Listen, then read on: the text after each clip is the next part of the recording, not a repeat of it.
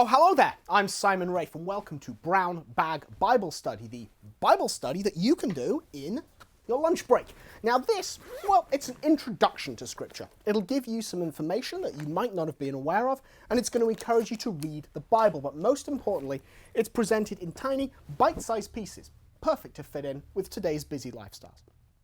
Now every week I'll be looking at a small part of Scripture, either one of the 73 books of the Bible or a group of related books, and I'll bring you some interesting facts and information to help you understand it better.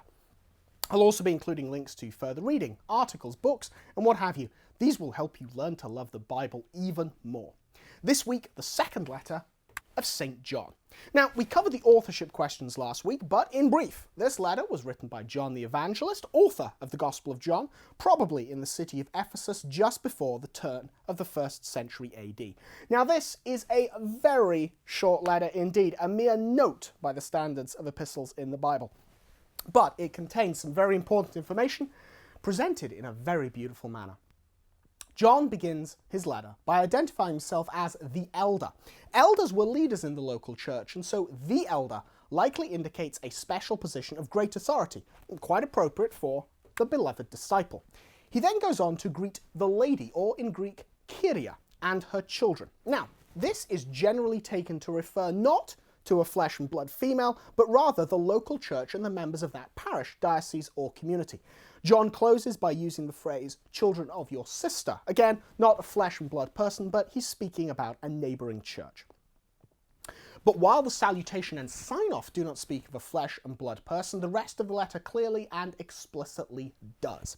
John warns against those who deny the human nature of Christ, those who say Christ was only a spiritual or divine being, and that he did not have a human nature.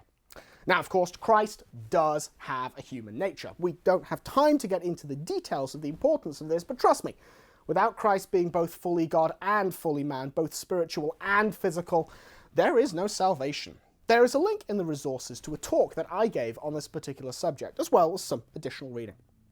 But back to the letter. It's very clear that those who deny the physicality of Christ, the human nature of Christ, well, that they are not Christian. They are the Antichrist.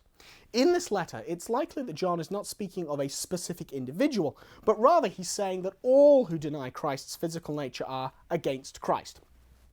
Then again, it is certain that the Antichrist will deny Christ, and that his denial of Christ is very likely to take the form of a false doctrine of pure spirituality or some such nonsense. The false teaching that Christ was not physical or not human is found in Gnosticism and Docetism, although these days those labels are not often used. You will, however, find many people who deny the physicality or humanity of Christ in one way or another, including people such as the Anglican Bishop Spong, and you should be ready to defend this teaching. Now, as I said, without the physicality of Christ's human nature, we are all damned. A couple more interesting points in this very short letter. Firstly, John writes that if people come with a false doctrine, we are to have nothing to do with them. But we must be careful to not interpret this instruction too broadly. John is writing to a specific local church, not individual Christians at all places and times. His concern is that a false teacher might come into the community and bring his false doctrine, spreading dissent under the guise of truth. Now, this is the sort of person who should be given no welcome and no support. John says those who greet this kind of person share in his wickedness. Now, we can see examples of this today with false teachers, perhaps with New Age philosophies or some other claptrap, and they're invited in by foolish or evil pastors to give classes or whatever in parishes. Have nothing to do with those people. But what this warning doesn't mean is that we should have nothing to do and we shouldn't speak to those with false ideas at all. Of course, we as individual Christians and even the church should address the falsehoods and errors and try to convert them. But we should never give false teachers a platform to preach their lies, especially if it would look like this false teaching had the endorsement of the church herself. The second point is a valuable apologetic tool. Towards the end of the letter, John writes that he has more to say, but he doesn't want to write it down because the information is very sensitive. Perhaps he is concerned that the letter will be intercepted and read by enemies of the church, such as the Gnostics he warns about. Regardless of this passage is very useful when arguing against sola scriptura. Here we have the Apostle John saying there are important things to say, but he is explicitly not writing them down. Well, If there are important things and they are not written down, how are we to know what they are if we only go by what is written? And with that rhetorical question, well, we're out of time. Do read the second letter of John, it's very short indeed, and check out the additional materials. Next week, we wrap up the letters of John with his third letter. Until then, I'm Simon Rafe, and God bless.